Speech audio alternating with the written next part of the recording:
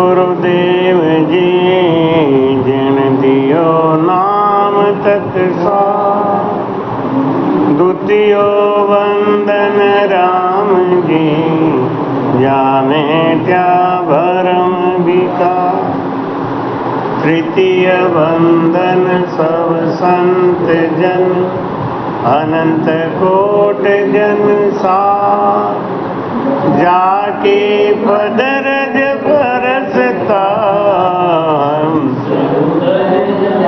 पार भक्ति भक्त भगवंत गुरु चतुर नाम भगु, जिनके पद वंदन किया नाशत विघ्न। अनंत श्री दरियाव जी महाराज, सद्गुरु सुखराम जी महाराज ने, सद्गुरु युक्तिराम जी महाराज ने, सद्गुरु स्वामी जी श्री कुशालदास जी महाराज ने, संत श्री ज्ञानेश्वरी बाई जी, सद्गुरु माधवदास जी महाराज, गुरुदेव आपके दीन महाराज आपकी ओ गुरुदेव आपकी दीन महाराज आपकी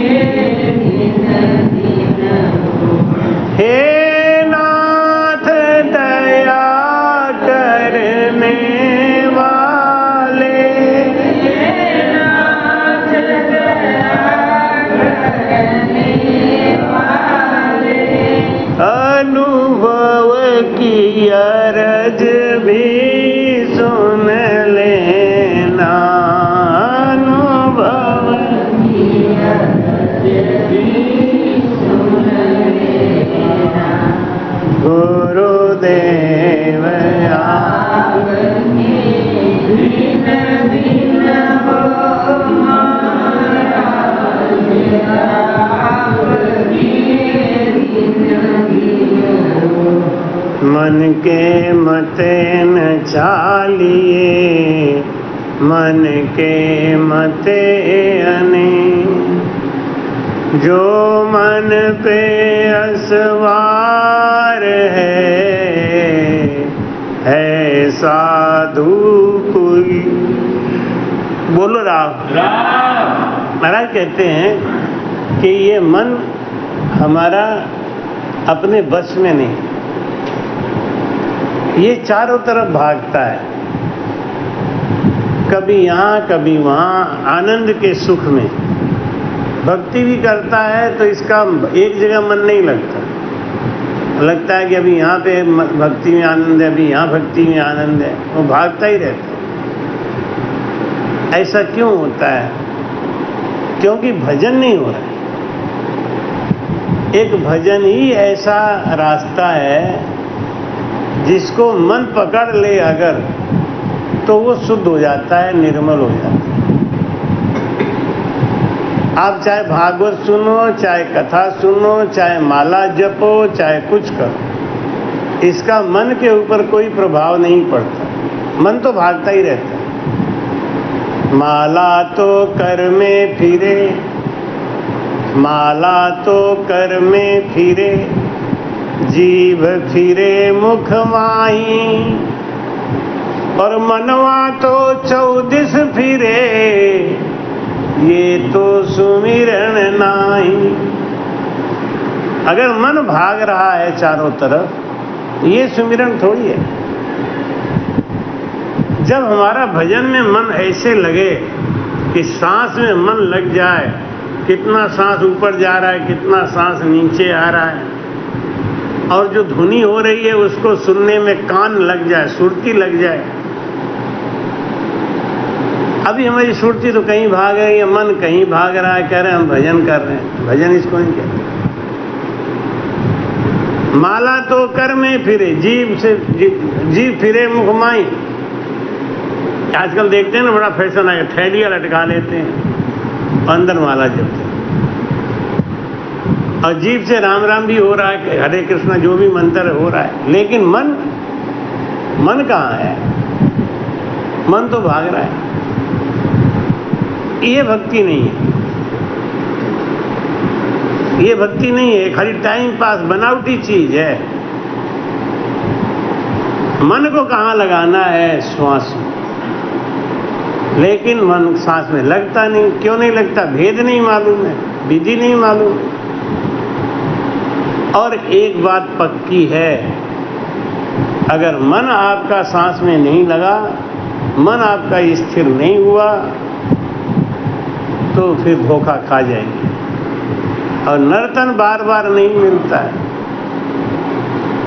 भैंसिया थोड़ी सांसों में मन लगाएगी, शेर, बाघ, गधा, घोड़ा, खच्चर ये थोड़ी लगाएंगे। ये साधु है क्या? ये गुरु नहीं बना सकते। भैंसिया गुरु बनाएगी? हैं? 84 लाख योनि में कोई गुरु नहीं बनाता। गुरु मनुष्य को मिलते हैं, मानव को। भजन मानव करता है और पार मानव होता है, और कोई पार नहीं होता। अब गाय का पूंछ पकड़ के बैतरणी पार हो, वो खुद 84 में पड़ी है बेचारी। हैं? पंडित जी ले आके गाय का पूंछ पकड़ा देंगे। एक जगह गौदान हो रहा था, तो गौदान में जो गाय आई वो बड़ी मरखनी थी। तो जिसकी गाय थी वो बोला, भैया हमको 100 रुपया मत देना, तुम गाय ले जाओ, इसको तो चारा डालना भारी है, सींग मारती है। अब वो इतने परेशान थे कि गाय का जैसे ही नाम लिया गौदान कराने के लिए, तो गांव घर पे लाके छोड़ गए, ले भैया ले। और जब पंडित जी ने कथा करना शुरू किया, तो गाय का ही तो पूजन होगा। और गाय को जब पूजन करे, गाय उल के भागे। अब पंडित जी सिर पिटाए बेचारे, पूंछ पकड़ाओ। पूंछ पकड़ाए, वो पकड़ने दे तब ना। एक बार तो हाथ से छुटा के भागी बड़ी जोर से, अपने घर पे भाग गई, नाद पे जाके। फिर वहां से पकड़ के लाए, और आगे इतना डर गई कि वो उसने गोबर कर दिया, पेशाब कर दिया। तो पंडित जी क्या बोले, ये शुभ है, ये शुभ हो गया।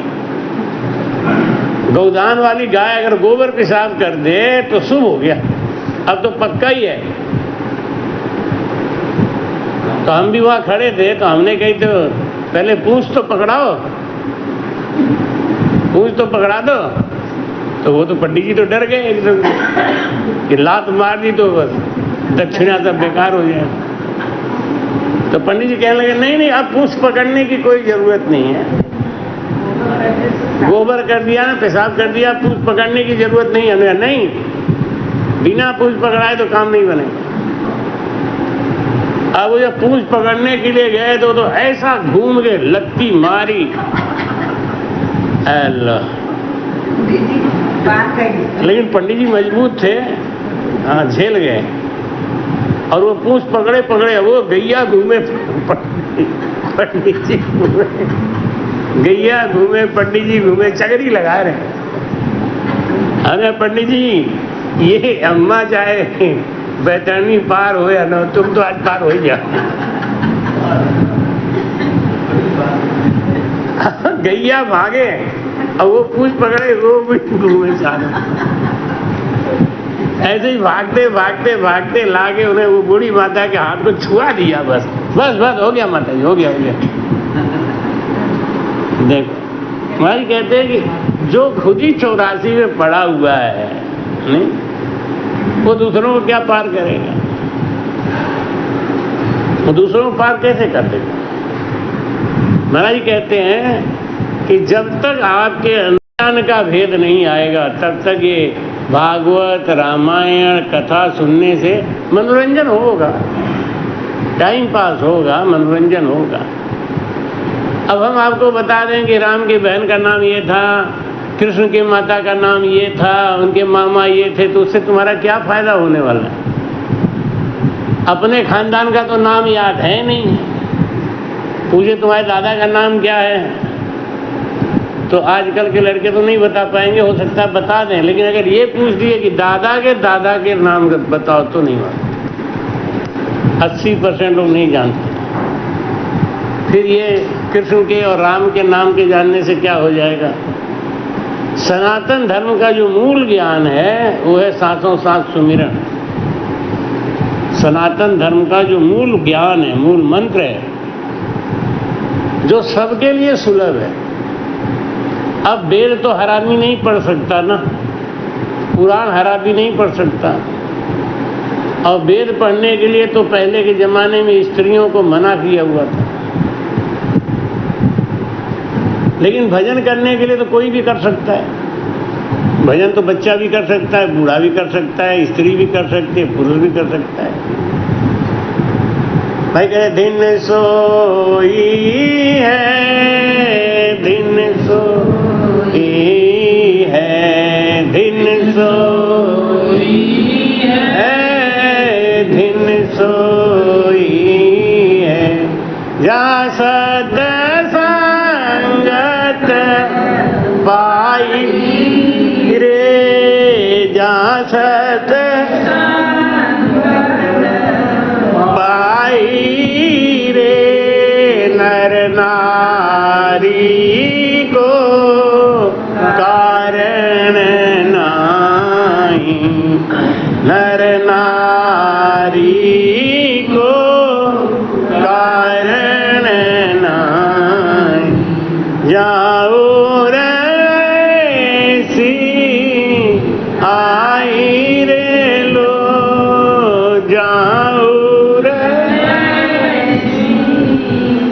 आई रे लो, दिन सोई है, दिन सोई है, दिन सोई है। महाराज कहते हैं संसार में धन्य कौन है, धनभागी कौन है? जा सत्संगत पाई रे, जिसको सतगुरु मिले हैं उससे बड़ा बड़भागी कोई नहीं। चाहे उसके पास धन है या नहीं है, कोई चीज का सुख है या नहीं है, लेकिन जिसको सतगुरु मिले हैं, जिनको सत्संग का सुख है, उससे बड़ा बड़भागी कोई नहीं। क्यों? वो उस रास्ते पे चल निकला है। देखो, एक ही जगह फावड़ा मारते रहो, मारते रहो, मारते रहो, मारते रहो, तो एक दिन पानी निकल आएगा। एक ही जगह बोरिंग करो तो पानी निकल आएगा, एक ही जगह खुदाई करो पानी निकल आएगा। लेकिन आज यहाँ, कल यहाँ, परसों वहाँ किया तो कभी पानी नहीं। ऐसे ही एकड़ अंग रहा मत सो मुझे न कोई, एक अंग की भक्ति करे। यहाँ तो गंगा गए तो गंगा दास, और जमुना गए तो जमुना दास, और जहाँ गए उन्हीं के दास। हाँ, जो मिल गया बस। अब यही तो, यही महाराज ठीक है, यही महाराज ठीक है। भाई का नहीं, एक अंग रहा है, एक अंग की भक्ति करे, वो पार हो जाएगा। जो चारों तरफ मन भटकाएगा वो कभी पार नहीं होगा। और ये मन एक ही चीज से कंट्रोल में आता है, गज माने अंकस सही, यों गुरु को डर हो, से सिख को सुख राम कहे, काल न झांपे को। बोलो राम। महाराज कहते हैं कि ये मन कैसे बस में होगा? गज माने अंकुश से, जैसे हाथी है ना, हाथी अंकुश के बस में रहता है। कितना बड़ा हाथी है, अंकुश के बस में रहता है। ऐसे ही जिसको गुरु का डर लगा है, डर रूपी अंकुश लगा है, वो पार होगा, बाकी कोई पार नहीं होगा। डर लगा है तो भजन करेगा, डर लगा है तो आरती करेगा, पाठ करेगा, डर लगा है तो जल्दी उठेगा, अब वो कुंभकर्ण की तरह 12 बजे तक सो और निशाचरों की तरह 12-1 बजे रात को सो। देखो, जल्दी सो जल्दी उठो। अब रात को 12 बजे तक तो जगते हैं। ये रात को कौन जागता है? भूत प्रेत, निशाचर। अब जब रात को ज्यादा देर तक जागोगे तो नींद तो खुलेगी नहीं है? हाँ, वो तो रोजी रोटी है, उसके लिए क्या करें। सदन कसाई को तो रोजी रोटी मिली थी तो मांस काटते थे। भाई, ये तो परमात्मा ने दिया हुआ है ना, तब भी ये जीव रोता है कि प्रभु हमें कौन सी नौकरी पकड़ा दी आपने। अब पेट भरने के लिए करना तो है ही है। बहुत बढ़िया मिल गया, भजन करने का मौका अच्छा मिल गया। हाँ, ये तो अच्छी बात है ना। देखो, आपने उसको अपना बना लिया, अपना साधन बना लिया। तो भाई कहते हैं कि ये भजन किससे होगा? जिसको गुरु का डर लगा हुआ, जो गुरु से डरता है। गुरु डर हरि डर जगत डर, डर करनी में सार। रज्जब सोई उबरिया, गाफिल खावे मार। गुरु डर हरि डर जगत डर। जो 3 डर रखता है ना, वो पार हो जाएगा। जिसमें सबसे बड़ा डर है गुरु का।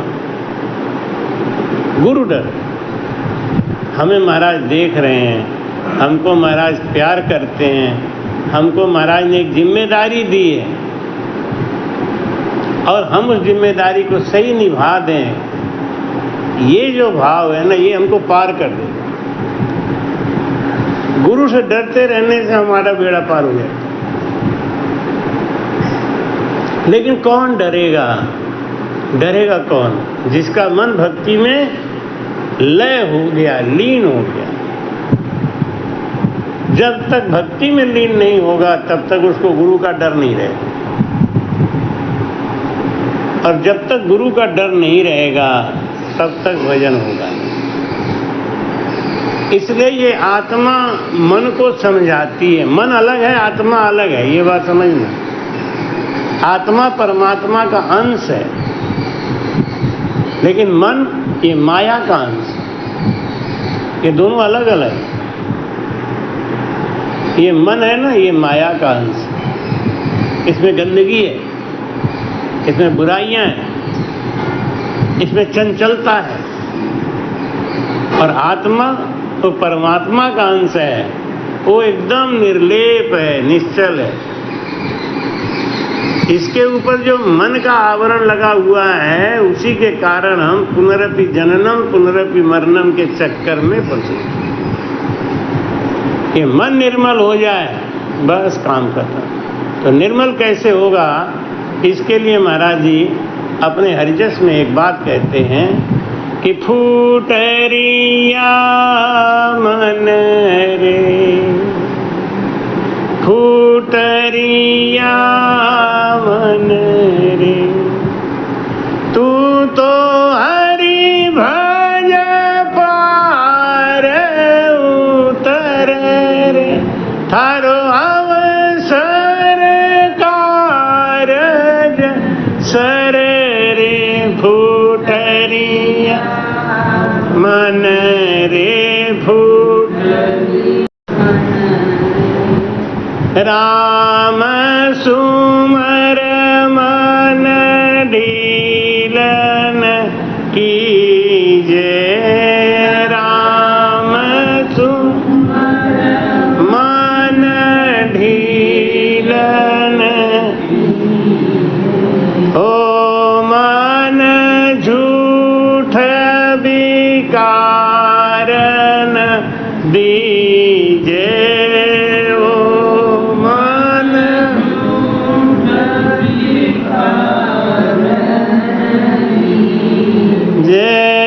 सागत कुसुम संगन लीजे, सा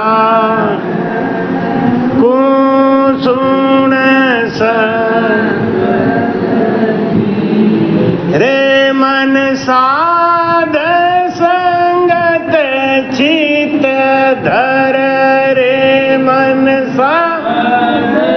संगत चित धर रे फूटरिया मन रे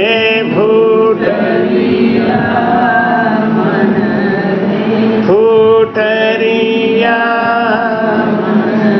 तन मन अर्प गुराजी ने दीजे तन अर्प गुराजी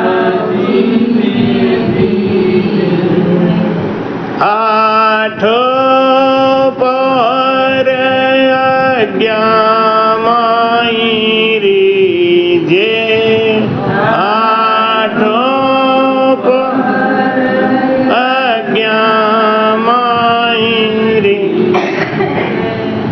पतिव्रत खंड कबहु नहीं कीजे पतिव्रत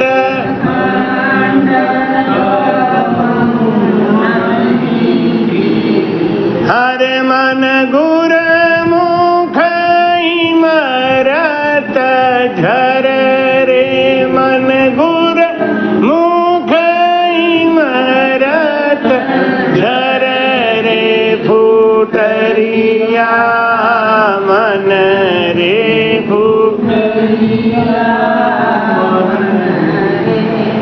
ऐसो डाव कबहु नहीं पावे डाव कबहु नहीं पावे मिन खातन बिन जाता जावे मिन खातन बिन जाता जावे लख 84 में गोता खावे लख 84 गोता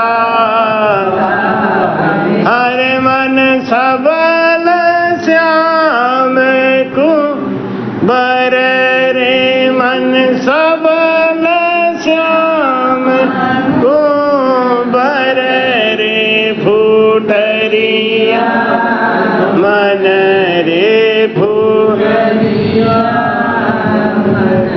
तू तो हरि भज पार उतर थारो अवसर कारज सर रे फूटरिया मन रे फूटरिया वे अब के हारो के जीतो रे भाई अब के जीतो रे भाई सुन नाव किनारे आई सुन नाव किनारे खाली करा के भर दो माँ खाली भर दो हर मन रच मच हरे सो अड़ रे मन रच हरे सो अड़ रे फूटरिया मन रे फूटरिया तू तो हर भज पार उतर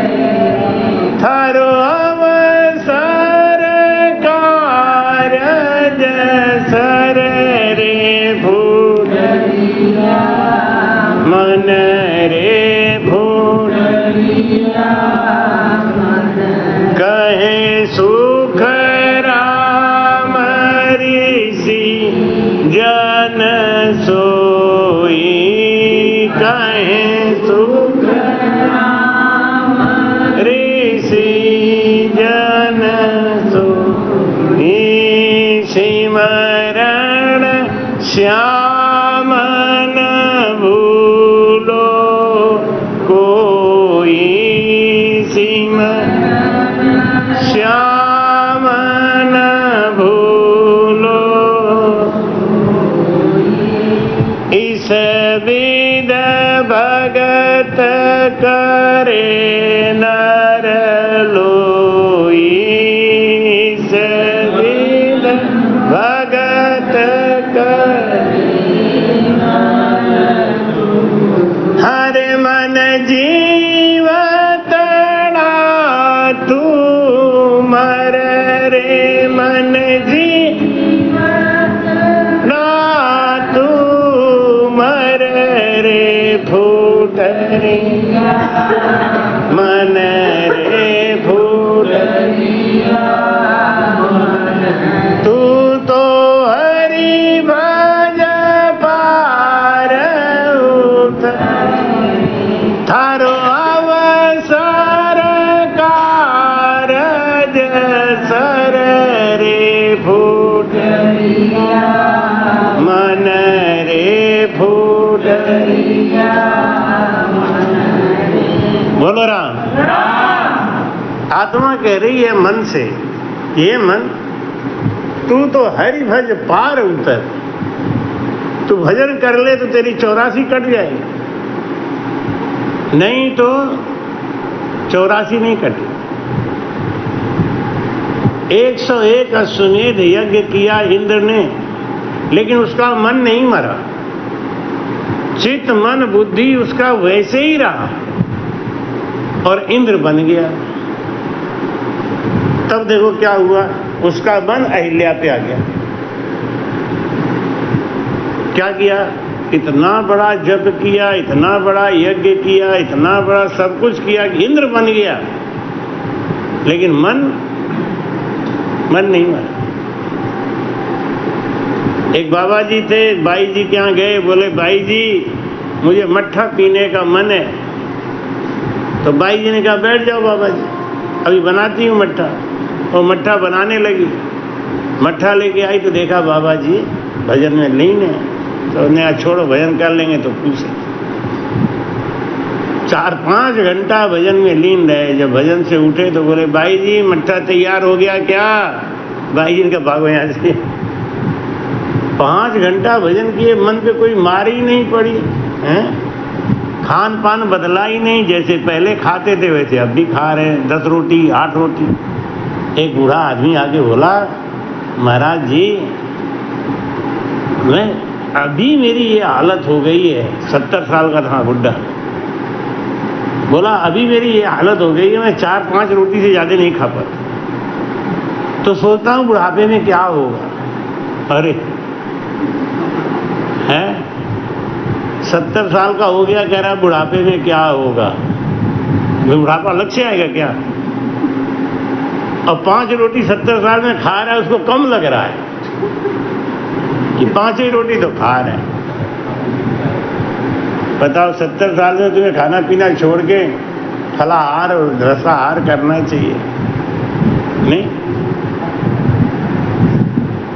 और अभी भी उनको ये चिंता हो रही है कि 5 ही रोटी खाते हैं, बताओ बुढ़ापे में क्या होगा। खाना की चिंता, भोजन की चिंता, भजन की चिंता नहीं है। महाराज कहते हैं इस मन को आत्मा समझाती है। हमारी आत्मा है ना, अंतरात्मा होती है ना, वो बोलती है। आप कोई गलत काम करने चलो ना, अंतरात्मा कहती है नहीं ये काम गलत है। किसी का सामान उठाने जाओ, चोरी करने जाओ, आत्मा धिक्कारती है कि इतना तो फल भोग ही रहा है, तो अभी भी चोरी नहीं छोड़ रहा है, अभी भी चोरी कर रहा है, तेरा क्या होगा। आत्मा तो धिक्कारती है, लेकिन ये मन है ना, ये मन उसमें जुगाड़ लगा ले। अरे कौन देख रहा है, थोड़ा सा चुरा लो, क्या दिक्कत? क्यों? मन भजन में नहीं लगा ना, मन तो भजन में लगा नहीं। ऊपर से आपने हवन खूब किया, यज्ञ किया, जप किया, तीर्थ किया। कितने लोग हैं ना 3 बजे उठ के जाके गंगा जी नहाए आते हैं। तो गंगा जी नहाने से क्या हो जाएगा? मन निर्मल हो जाएगा क्या? आएंगे, त्रिपुंड लगाएंगे और लेके रामायण बैठ जाएंगे। 4-5 कहते, एक आदमी बोला हमको कि महाराज हम जब तक 2 पेज रामायण नहीं पढ़ लेते ना, हमारा मन ठिकाने नहीं रहता। ले रामायण 2 पेज नहीं 20 पेज रोज पढ़ो, उससे क्या होगा?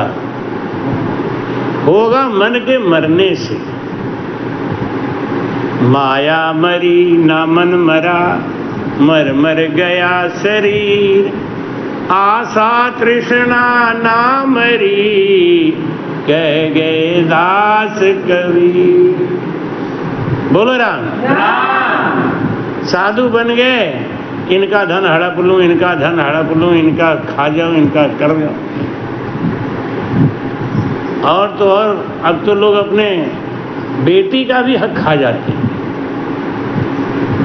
बेटी का हक खा जाते हैं। एक आदमी ने अपनी बेटी की हत्या इसलिए कर दी कि उसके बेटी की शादी में 20 तोला सोना चढ़ा था। और बेटी जब एक बार ससुराल से लौट के आई तो रात में उसके पेट में दर्द हुआ, और कैसा दर्द हुआ, रात में ही मर गई। और सवेरा होते होते उनको जला भी दिया, खत्म कर दिया किस्सा ही। अब ससुराल वाले आए कि भैया बेटी विदा कर दो, तो क्या वो तो मर गई, कि तो हमारी जेवर ले आई है वो दे दो, कि जेवर लेके आई नहीं थी, झूठ बोल रहे हो तुम लोग, सब जेवर रख लिए। अब वो बाप उनको उल्टा हड़का दिया कि मेरी बेटी का पता नहीं तुमने क्या करके भेजा था, आते आते घर पे प्राण छूट गए उसके, और सब जेवर रख लिया।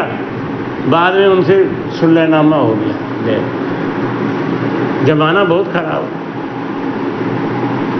भाई। कहते हैं अगर कसाई बगर कसाई और कसाई गाई के, उससे बड़ा वो कसाई जे खाए हिस्सा भाई के। आजकल तो भाई कलयुग है ना, सब छूट है, कोई किसी को खा जाए, कोई किसी का हड़प ले, कोई दिक्कत नहीं। क्यों? भजन नहीं करता ना आदमी। भजन में मन लग जाए, अगर भजन करने लग जाए तो उसको अच्छा और बुरा का निर्णय करने में समझ में आ जाएगा, उसकी आत्मा चेतन हो जाएगी, वो को धिक्कारेगी। भाई राम सुमर मन ढील न कीजे। सब काम में ढील करो, सब काम में आलस करो, लेकिन भजन में आलस मत करो। क्यों? ये नर्तन बार बार नहीं मिलेगा। राम सुमर मन ढील न कीजे, ओ मन झूठ विकार न दीजे। इस संसार का जितना माया है ना, ये सब झूठा है, इसके लिए मरे जा रहे हैं। और जो असली चीज लेके जाएंगे उसकी चिंता ही नहीं। जो माया हमारे संग जाएगी, वो माया कौन सी? राम नाम की माया। उसको तो इकट्ठा करते नहीं। महाराज कहते हैं कि सागट को सुन संग न लीजे। संगत किसकी करो? संगत करिए निर्मल स्वाद की मरेली। संगत करिए निर्मल स्वाद की मरेली। आवागमन मिटे जा हेली। आवागमन मिटे जा। संगत करिए निर्मल साध की मारी हेली। आवागमन मिट जाए। तो सागट को संगन की। सागट के संग में रहोगे तो क्या सिखाएगा? चुगली, निंदा, बुराई। 1 मिनट के लिए संग अगर मिल जाए सागट का तो आपके अंदर लाखों बुराई भर के चला जाएगा। और ज्ञानी का संग मिल जाए, बस ज्ञानी सिखा देता है ज्ञान, सत्संग में ज्ञान मिलता है। और सागर के संग अज्ञान, अंधेरा ये मिलता है। एक बार एक परिवार बड़ा गरीब था,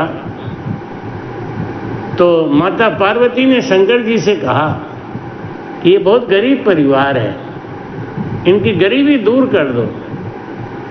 शंकर जी बोले कि ये बेवकूफ आदमी,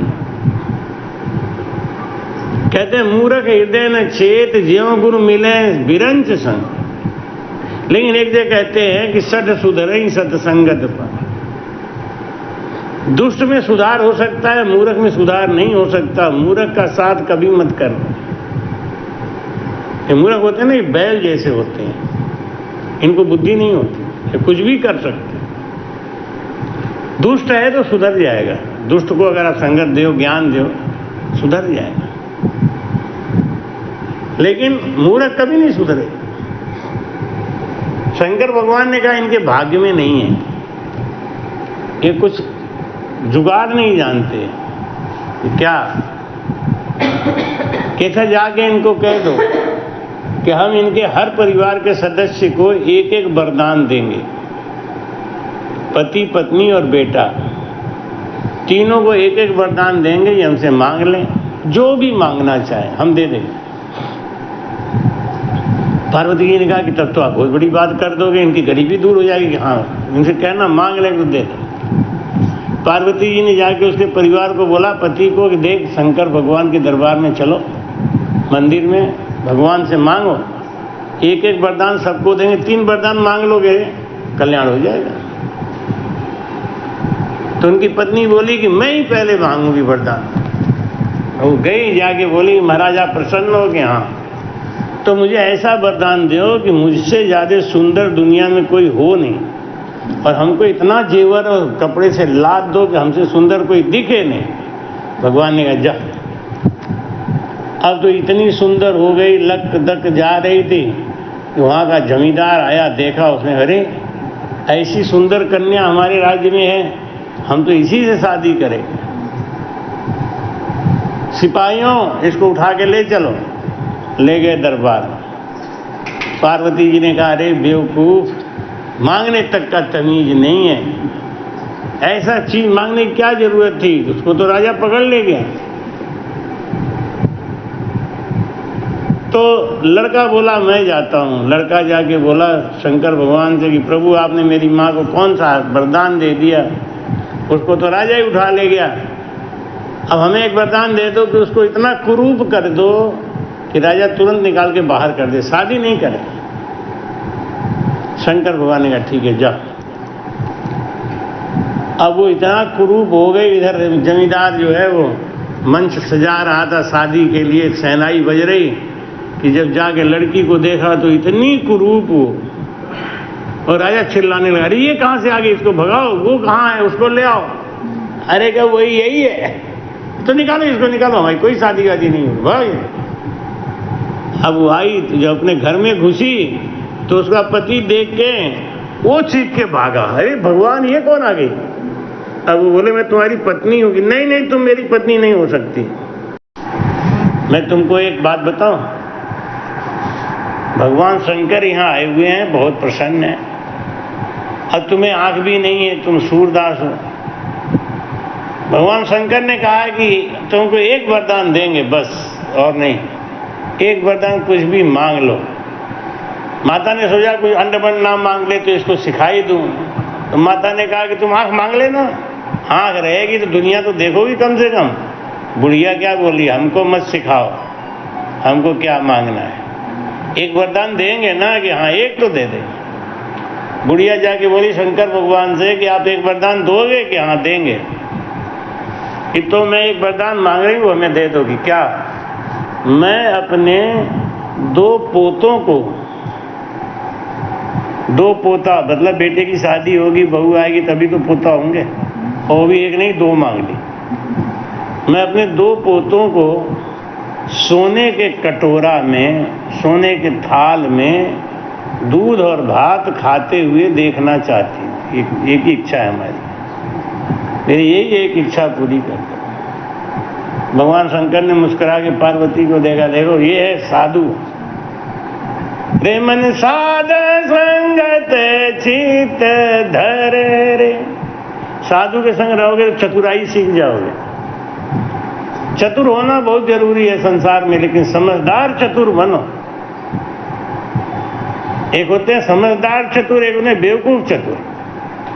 बेवकूफ चतुर कौन है कि उनके मन की करो तो भी नहीं मानेंगे वो, तो बेवकूफ चतुर। समझदारी का चतुराई सीखो। वो कैसे मिलेगा? वो संगत में मिलेगा। कहते हैं कि लाख काम छोड़ के और स्नान करना चाहिए, 1000 काम छोड़ के स्नान करना चाहिए, लाख काम छोड़ के भोजन करना चाहिए, 1000 काम छोड़ के स्नान करना चाहिए। सब काम बंद करो, पहले नहा लो। नहाने से क्या होता है? शरीर निरोगी होता है। सूर्य निकलने से पहले जो आदमी स्नान कर लेता है उसका शरीर में रोग नहीं लगता। सूरज निकलने तक भी नहा लेना चाहिए। लेकिन अगर आप सूरज निकल आया 12 बजे 2 बजे नहा रहे हो तो शरीर रोगी हो जाएगा, कभी रोग छूटेगा ही नहीं। रोग नहीं छूटेगा हमारा। तो नहाते तो सब हैं, लेकिन चतुर कौन है? चतुर वो है जो सूरज निकलने से पहले नहाता है। आप रात भर ओस में सो जाओ, कोहरा में सो जाओ, और आप सुबह सूरज निकलने से पहले नहा लो, आपको सर्दी जुकाम बुखार होगा ही नहीं। और जरा सा ओस लग जाए और आप 10 बजे नहाना दोपहर में, बीमार हो जाओगे तुरंत। फिर आदमी क्या कहता है, अरे हम तो 10 बजे नहाते हैं तब तो बीमार हो जाते हैं, तो अब तो 2 बजे ही नहाएंगे। ले हैं? ये ज्ञानी चतुर नहीं है। तो भाई कहते हैं कि साध संगत चित्त धर रहे, साधु की संगत करोगे ना तो आपको ज्ञान सिखाएंगे, कैसे रहना है, कैसे खाना है, कैसे नहाना है। और जो मनमुखी हैं उन्हें तो कुछ भी समझाओ कोई फर्क नहीं पड़ता। मनमुखी हैं वो क्या कहेंगे, अरे महाराज जी कहाँ जाने, हमें जब सब मालूम है। क्या अभी सवेरे नहा लेंगे तो निमोनिया हो जाएगा? तो निमोनिया तो तुम्हें ऐसे ही हुआ है। 2 बजे एक आदमी कंठी ताबीज पहने था, खूब ढेर सारा। तो हमने की कंठी ताबीज जब से पहने हो तब से सुखी हो? तो बोला कहीं नहीं सुखी महाराज, तोड़ के फेंक दे। फिर क्या फायदा है? अरे भाई कोई फायदा कर रहा है तो पहने रहो। नहीं, आप 3 बजे नहाते हो और निरोगी हो, एकदम स्वस्थ हो, चकाचक, तो ठीक है। अब 3 बजे नहाने पर भी जो रोगी हो तो सवेरे 3 बजे नहा लो, रोगी तो होना ही है, तब देखी जाएगी। इसीलिए अब हमारे संग जो जाते हैं ना तीर्थों में, तो वहाँ तो सब 4 बजे 5 बजे नहा ही लेते हैं, दपड़। अब कोई ऐसे लोग जाए तो वहाँ तो परेशान हो जाएंगे बेचारे। तो तन मन अरप गुराजी ने दीजे, तन मन गुराजी ने दी, आठों पर अज्ञान माही रीझे, आठों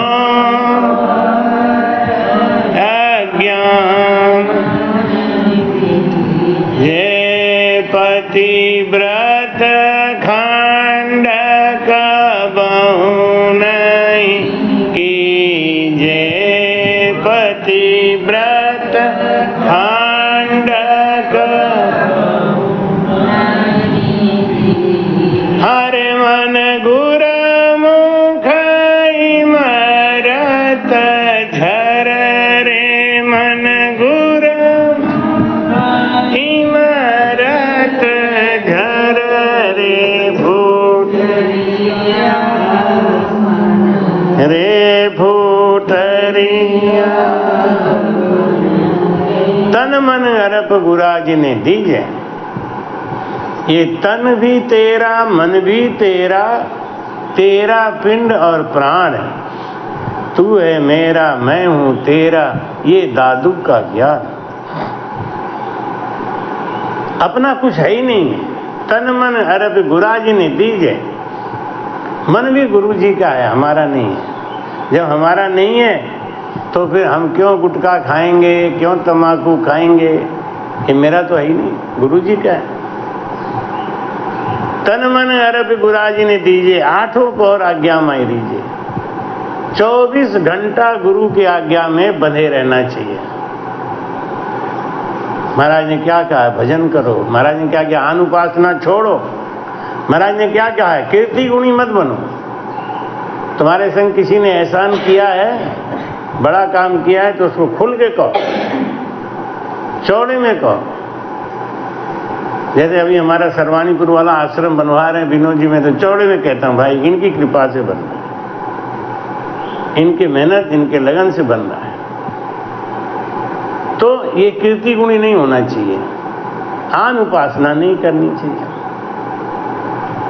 हमारे यहाँ एक ही शक्ति है, उसको कई रूप में लोग पूजते हैं, वो एक अलग बात है। कोई शंकर के रूप में पूजता है, कोई ब्रह्मा के रूप में, कोई गुरु के रूप में पूजता है। शक्ति तो वही है। लेकिन वो मूर्ख है, पागल हैं जो ब्रह्मा को ही पूजते हैं, शिव को ही पूजते हैं, विष्णु को ही पूजते हैं। एक को पूजो, शक्ति तो सब एक ही है।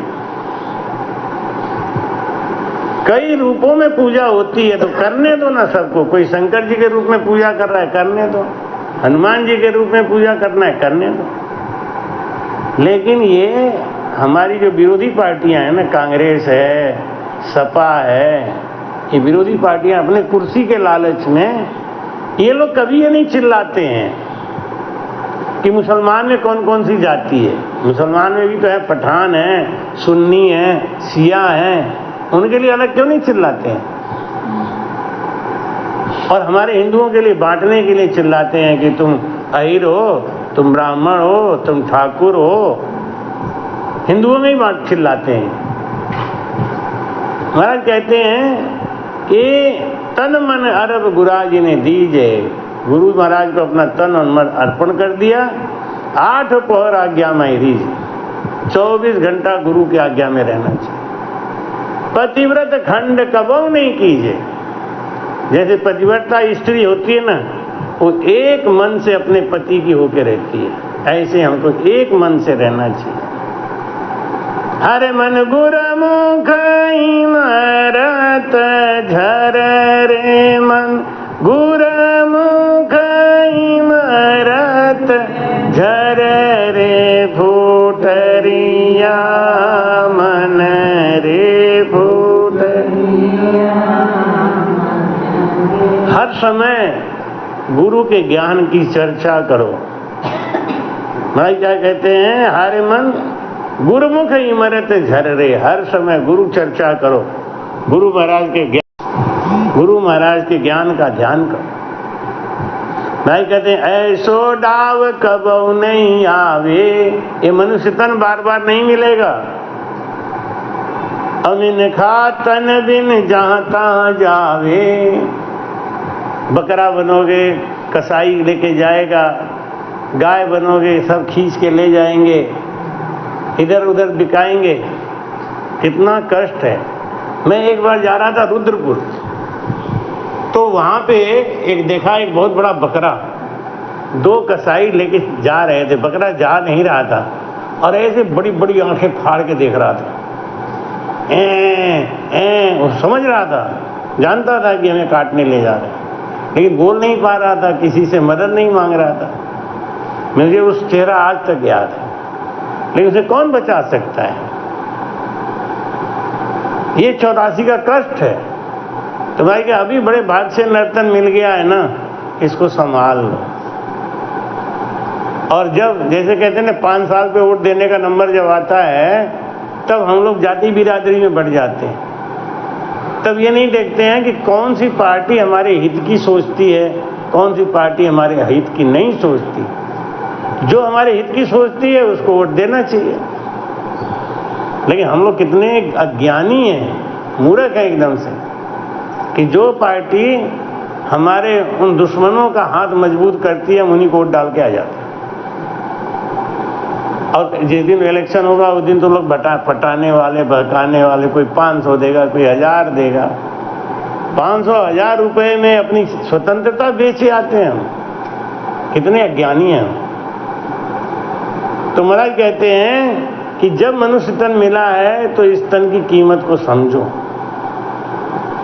अब के हारो के जीतो रे भाई, ये तुम्हारे हाथ में है। चाहो तो जीतो, चाहो तो हारो, ये तुम्हारे हाथ में। अब के आसुन नाव किनारे आई, नाव किनारे आके लग गई है, ये नर्तन मिल गया है। अब चाहो तो इसमें पाप कर करके और वजन बढ़ा लो, और चाहे तो सत्संग और भजन करके इसका वजन घटा लो। अब की नाव किनारे आई, खाली करा के भर दो माही। चाहो तो खाली करो, चाहो तो भर दो। चाहे सत्संग सुन लो, चाहे ज्ञान सुन लो, चाहे मत सुनो, कोई फर्क नहीं पड़ता। हरे मन रच मचारे सुवड़ रे, मौका अच्छा मिला है तो बस प्रेम से लग जाओ भजन में। रच मच कहे सुख राम ऋषि जन सोई, कहे ऋषि जन सोई, सिमरण श्याम न भूलो कोई, सिमरण श्याम। इस विध भगत करे नर लोई, इस विध